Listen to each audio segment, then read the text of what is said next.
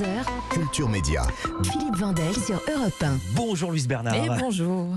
De la 3G au sommaire de votre journal des médias. Un gros changement pour le concours Miss France. On connaît le nom du nouveau directeur de la Starac. Le canard enchaîné se défend.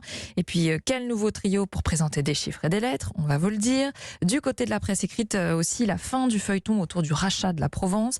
Et puis le mercredi, c'est le jour des enfants. Donc on parle presse jeunesse et plus particulièrement d'un magazine iconique, Pomme d'Api, qui a une nouvelle formule. Et on commence ce journal avec la fin d'une époque pour Miss France. Oh pardon, on a oublié les audiences. On a oublié les audiences, c'était pas noté sur ma feuille. Ouais, oui, les moi. audiences qu'ont regardé les Français hier à la télé.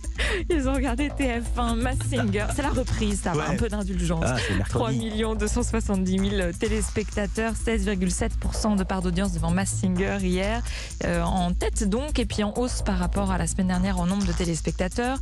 Deuxième, c'est France 3 avec Mauvaise Graine. Le film a attiré 2 800 000 téléspectateurs, 14,7% de part d'audience. Et puis troisième, M6, Zone Interdite, plus en forme que la semaine dernière. 1 770 000 téléspectateurs devant ce dernier numéro estival, 9,7% de part d'audience. Et à noter, Masterchef sur France 2 baisse encore, c'est normal puisque le lancement était la semaine dernière. 1 550 000 téléspectateurs, seulement 8,7% de part d'audience. Europe 1, Culture Média.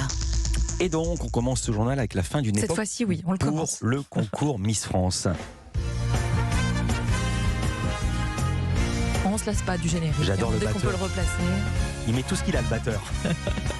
Et oui, cette fois, c'est fait. Sylvie Tellier quitte la direction de Miss France. Elle l'annonce dans une interview à TV Max. C'est une information qui avait fuité ces derniers mois, mais qui est désormais officielle. Elle vient d'ailleurs de quitter son poste de directrice générale hier. Après 17 ans, travailler pour la société Miss France, elle va tout de même assurer la transition avec la nouvelle équipe jusqu'en décembre, jusqu'à l'élection de Miss France 2023.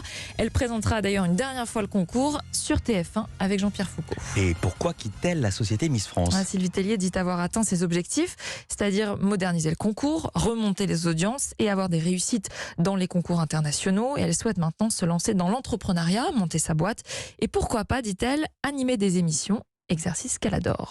Est-ce qu'on connaît le nom de sa remplaçante ? Oui, Sylvie Tellier révèle que c'est une autre ancienne Miss France, Cindy Fabre, qui va prendre sa place. Alexia Laroche-Joubert reste, elle, présidente de la société Miss France. Autre actualité autour d'une émission de TF1, on connaît le nom du nouveau directeur de la Star Academy. Selon le Parisien, c'est Michael Goldman qui va endosser le rôle, inconnu du grand public, mais pas du milieu de la musique. Il est le créateur du label My Major Company, qui produit entre autres Joyce Jonathan et Grégoire. Il est aussi le fils de Jean-Jacques Goldman. Le journal cite une source anonyme qui commente: une fois que le nom a été évoqué, ça a été une évidence. Il a 43 ans, il connaît le milieu de la musique comme sa poche, il est emballé par le projet, il a une belle gueule, et puis le nom Goldman, ça va forcément aider, ne nous voilons pas la face. Il succède ainsi à Alexia Laroche-Joubert, Nathalie André, Gérard Louvain et Armand Altaï. Il faut désormais attendre octobre pour découvrir ses premiers pas dans le rôle de directeur. Du côté de la presse écrite, enfin, le dénouement dans le dossier de la reprise du groupe de la presse La Provence. Oui, ces derniers mois, je vous ai souvent parlé de cette bataille, suite au décès de Bernard Tapie, bataille entre deux repreneurs potentiels, Xavier Niel, Rodolphe Saadé. Un accord a enfin été trouvé. C'est Rodolphe Saadé qui va racheter les parts de Bernard Tapie pour 81 millions d'euros. Et plus surprenant, il fait aussi l'acquisition des 11% de parts restantes, celle de Xavier Niel.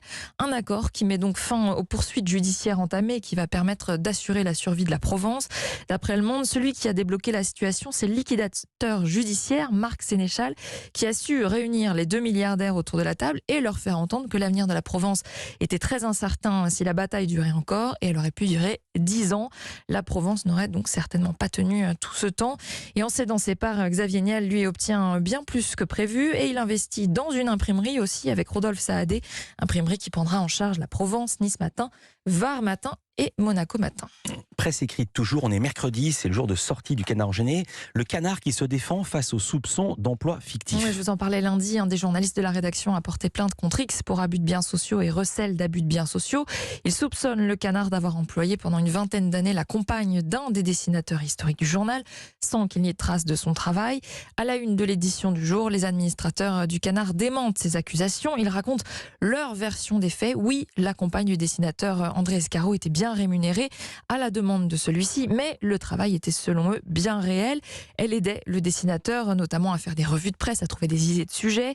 C'est seulement à cette condition que le dessinateur aurait accepté de continuer de dessiner à la fin des années 90, alors que l'heure de la retraite avait sonné. Embaucher sa femme Edith Comed était selon eux donc un moyen de retenir le dessinateur. C'est la matinée des génériques. Celui-ci, il est nouveau. Ah si, on reconnaît un petit peu. On reconnaît, c'est pas la version historique. C'est des chiffres et des lettres avec Vous êtes fort. du Hendrix. Par derrière. Qui va remplacer, c'est la question, qui va remplacer Ariel Boulin-Prat et Bertrand Renard dans l'émission des chiffres et des lettres? Eh bien, c'est Télé 7 jours qui répond à cette question avec une interview du producteur de l'émission, Patrice Laffont. Il dévoile les noms de 2 personnalités. Stéphane Cronier, un ancien candidat surdoué des chiffres et ancien rédacteur en chef aussi sport chez BFM TV et RMC Sport. Et Blandine Maire, qui est professeure en petite section, qui connaît elle aussi le milieu de la télé puisqu'elle a notamment travaillé avec Olivier Mine sur Fort Boyard. 2 personnalités donc inconnues du grand public. Patrice Laffont révèle aussi que l'émission va gagner en suspense, que l'animation du jeu se fera un peu plus à 3, même si Laurent Romeshko reste maître du jeu et qu'il y aura quelques petits ajustements sur certaines étapes du jeu, mais globalement, la mécanique reste la même. Il faudra attendre un peu avant de découvrir ce nouveau trio à l'écran, puisque quelques émissions avaient déjà été enregistrées avant le départ d'Ariel Boulin-Prat et de Bertrand Renard. Avant que cette émission donc ne passe le week-end, ce sera désormais diffusé chaque samedi et chaque dimanche à 17h15 sur France 3. Le compte est bon. Télévision toujours, le titre de la nouvelle émission de Léa Salamé sur France 2 a été dévoilé. Oui, après tout le monde en parle, on n'est pas couché, on est en direct. L'émission de deuxième partie du samedi soir s'appellera désormais Quelle époque, avec un point d'exclamation, et non pas On ne peut plus rien dire, comme cela avait été évoqué un temps. Léa Salamé confie au Figaro qu'elle sera bien accompagnée de Christophe de Chavannes, non pas comme co-animateur, mais comme invité permanent. Alors la journaliste refuse de parler de chroniqueur, puisque de Chavannes, je cite, est une star qui a une carrière d'animateur géniale et vibrillonnant. Dans les faits, ce sera quand même un poste de chroniqueur, puisqu'il aura une séquence où il mettra en avant une femme ou un homme de son choix, et puis il pourra intervenir tout au long de l'émission. Lancement de Quelle époque, prévu le 24 septembre prochain. Et ce matin, pour terminer, ça va faire plaisir aux professeurs des écoles de petite section, focus sur Pomme d'Api, le magazine jeunesse qui change de formule. Oui, magazine très apprécié des petits Français et de leurs parents. 2e magazine jeunesse le plus vendu. Magazine beaucoup lu aussi. Rendez-vous compte, pour un magazine acheté, 9 à 10 enfants le lisent.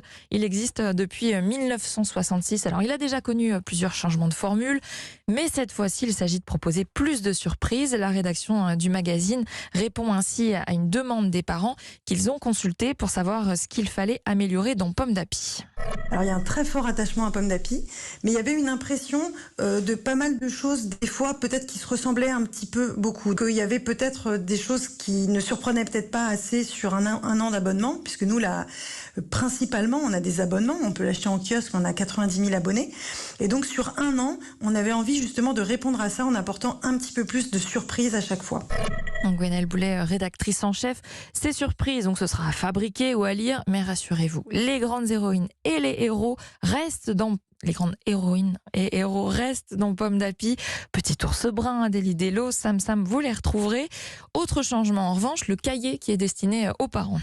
C'est une génération qui maintenant trouve beaucoup de choses sur Internet quand ils ont des problèmes de sommeil, de nourriture et autres. Et là, l'idée, c'était de peut-être avoir moins de choses à lire, mais plus de choses à vivre en famille. D'où l'idée d'un Pomme Parent où il y a 3 idées très concrètes de choses à faire que l'enfant peut faire tout seul, qu'on peut faire avec lui ou pour nous en tant que parents. En parallèle, le magazine travaille aussi à un projet de podcast pour les parents autour de la parentalité, de l'éducation. En plus des podcasts qui existent déjà, vous pouvez écouter toutes les histoires de Pomme d'Api. Et puis, le magazine a aussi sa propre web radio. Cette nouvelle formule du magazine est en kiosque dès aujourd'hui, c'est mercredi. Merci beaucoup, Louise Bernard. C'est le petit Pio qui va être content. Ces infos à retrouver dans la newsletter média. C'est gratuit, l'inscription sur europe1.fr. Ça tombe bien, il n'a pas de porte-monnaie encore. À demain, Louise, pour un nouveau journal des médias. À demain.